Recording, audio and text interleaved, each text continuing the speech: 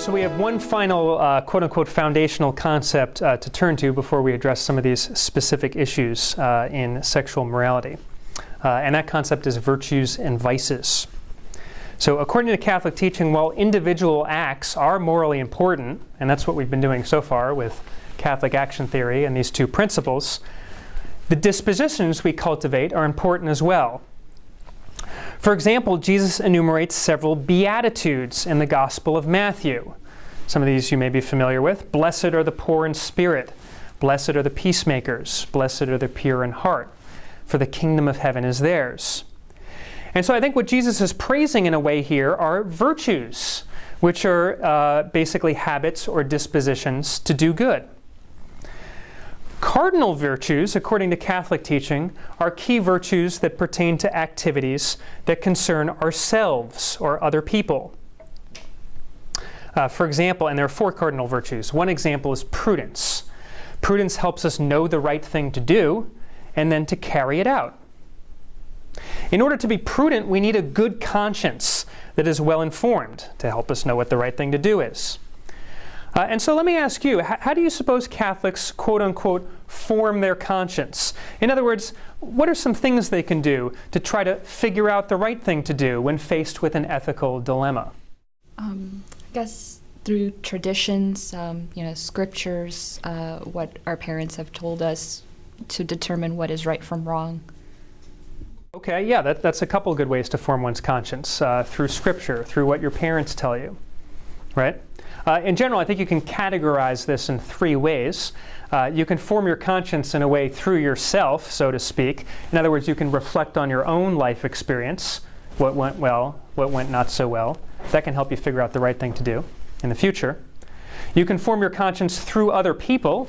You can ask their advice, right? Or you can remember their advice, as the case may be. It could be parents, could be friends, could be a trusted priest.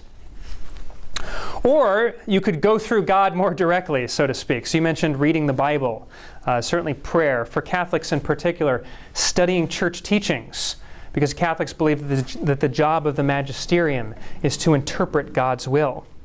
So Catholics believe that God speaks through the magisterium. So that's prudence and the related idea of conscience. Other cardinal virtues include courage and justice. Justice we'll be talking a little bit about. That involves giving what you owe to God and to your neighbor.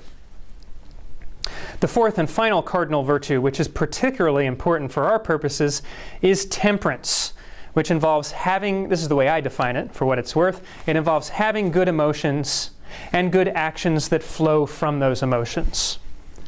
And it pertains especially to desiring pleasurable activities, such as sex or food, to a reasonable or moderate degree. Let me give you an example. I don't know how many Simpsons fans we have here, but there's a famous clip from that TV show called Donut Hell. You could find it online, where Homer agrees to sell his soul to the devil if he eats an entire donut. And Homer ends up eating it anyway later on. Is Homer temperate here? Does he have good emotions and good actions that flow from those? Okay, I see a couple people shaking their head no. Right. Why? Why isn't he temperate? Can anybody articulate that for me? What's wrong with Homer's emotions and actions exactly?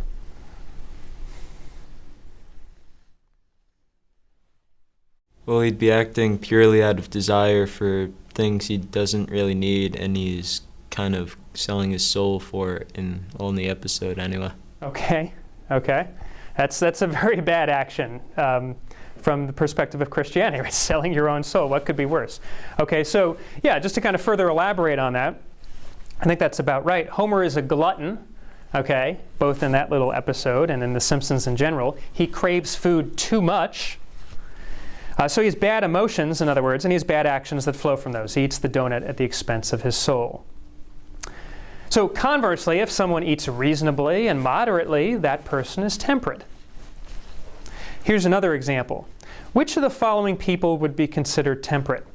The person who's a promiscuous sex addict, the person who thinks all sex is dirty and bad, or the person who enjoys sex in a loving relationship with his or her spouse. Which of those three has the virtue of temperance? Yes, in the front. The third option, the person who enjoys sex with their spouse. That's correct. Only the latter, because only that person desires pleasurable activities in a reasonable way. Does everybody see that? The first two are extreme. The first one enjoys sex too much. The second one thinks all sex is dirty and bad. That person's emotions, in a way, are off, right? Not all sex is dirty and bad, according to Catholic teaching, of course.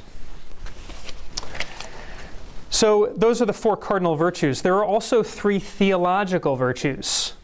And unlike cardinal virtues, theological virtues primarily, but not exclusively, concern our relationship with God. That's why they're called theological. And the three theological virtues are faith, hope, and charity. Charity, which we'll return to later on, involves loving God above all else and our neighbors as ourselves. And the virtues of temperance and charity, which we'll be focusing on especially today, but also others, are praised by the Bible itself. That's where Christians get this idea that virtues are good things to have.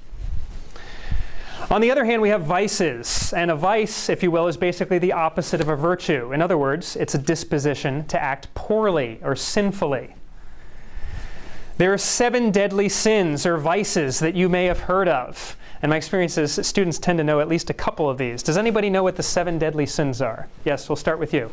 Going to be gluttony, pride, lust, sloth, envy, wrath, and greed. Awesome. That's all 7. Okay, so we've already talked a little bit about gluttony, and we'll be talking about lust more in just a bit. That's the one of the 7 deadly sins that would pertain specifically to sexual morality. Okay.